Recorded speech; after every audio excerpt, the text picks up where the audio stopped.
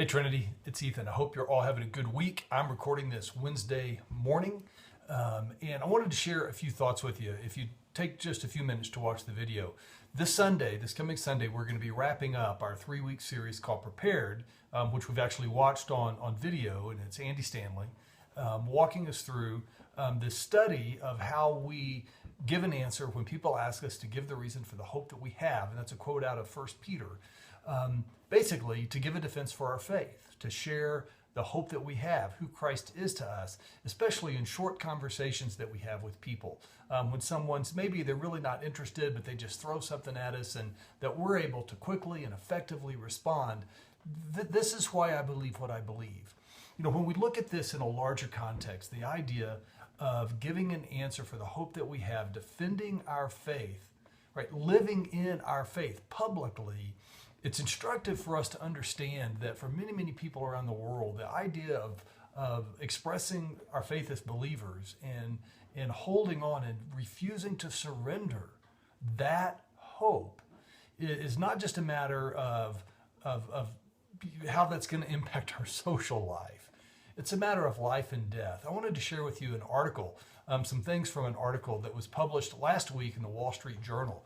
And the title of the article is "The Plight of the Christian." Some of you may have read this. Some of you are familiar with some of these things. And what the author of the article is wanting us to understand is that while throughout history, ethnic cleansing and religious atrocities have happened against multiple different faiths and multiple different minorities, what is happening right now in the Middle East and in Eastern Europe as well really began back in the early 1900s, and it's a horrific tragedy that's going on right now that we hear a little bit about in the press as what ISIS, the terrorist group, is doing, the Islamist terrorist group, what ISIS is doing. It's getting a little bit more in the press, but there still is this sense of refusal on the part of many of our political leaders and many again in the press to acknowledge really what is happening, that in the name of Islam, Islamic extremists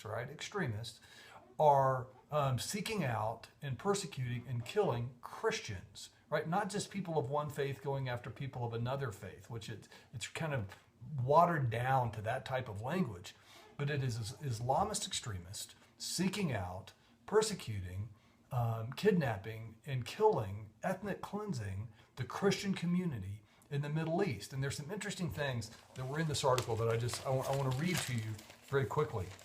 A few statements. In Iraq, prior to the fall of Saddam Hussein, about 3/4 of the population of the Christians, or rather 3/4 of the Christians of Iraq have fled the country since the Gulf War, since the fall of Saddam Hussein. Of 300,000 Christians that were remaining in 2014, right? 300,000 Christians just a year and a half ago, already 125,000 of them, right? Almost half of them have been driven from their homes within the past year. Some other things, 1/3 of Syrians were Christian as recently as the 1920s. So you think of the country of Syria. In the 1920s, 1/3 of all the people in Syria were Christians, but today that number is down to about 10%. In the 1930s, I'm quoting here, the ethnic and nationalist turmoil following the fall of the Ottoman Empire, right, tens of thousands of Iraqi Christians were murdered in riots and massacres, and it's continued. It says the process of murder and religious cleansing may well continue until, for all practical purposes, the Christians of the countries in the Middle East simply disappear. Other Christian populations in the Middle East have been almost entirely wiped out or displaced. In 1900, just a little over 100 years ago, the vast majority of the citizens of Constantinople, right, major city, they were Christians. Today, of the 14 million people in Constantinople, fewer than 150,000 identify with any faith other than Islam, right? About 100 years ago, the majority of the city was Christian. Today, less than 10% identify with any faith other than Islam. Actually, not even the percentage of 14.4 million people, fewer than 150,000 identify with any faith other than Islam. A few other statements I wanted to share with you from the article.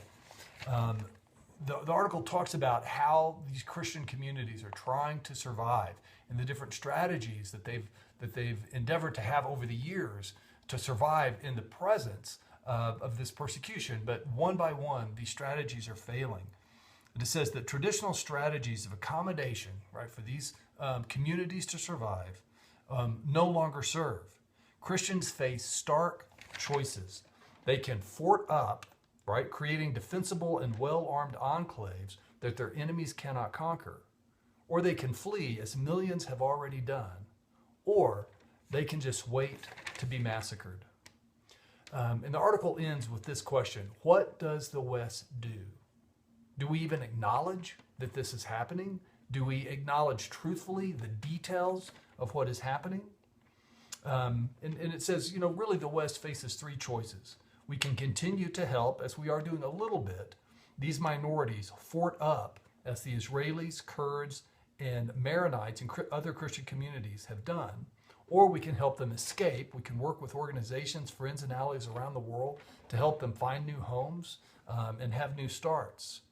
Or we can do really mostly what we're currently doing and what the pattern of history suggests that we would do. We can wring our hands and weep piously as these ancient Christian communities in Syria and in Iraq specifically are murdered, raped, and starved into oblivion one by one.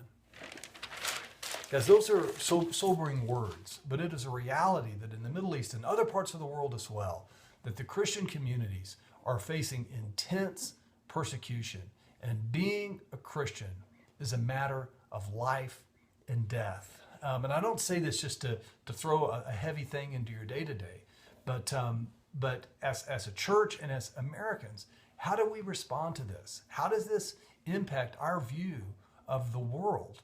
Or how does this impact our view of the importance of our faith? Is our faith in Christ just a part of who we are? Or is it who we are, right? Christ in us, the hope that we have. Are we afraid to live, not bashing people over the head with the Bible, but to live our lives expressing the goodness and the hope of God and identifying that the reason that we legitimately do have this hope, even in the midst of the struggle that our lives so often are, is not just because we want to be good people, but it's because of Christ. And this is who we are, and this is what we believe, and this is why we believe it, and that we are prepared to give that answer, to give that defense, knowing that millions of fellow believers, fellow followers of Christ around the world are facing persecution and even death for that same hope. Just some things to think about. But guys, I hope you have a great rest of the week, and I look forward to seeing you on Sunday as we wrap up the Prepared series. See you then.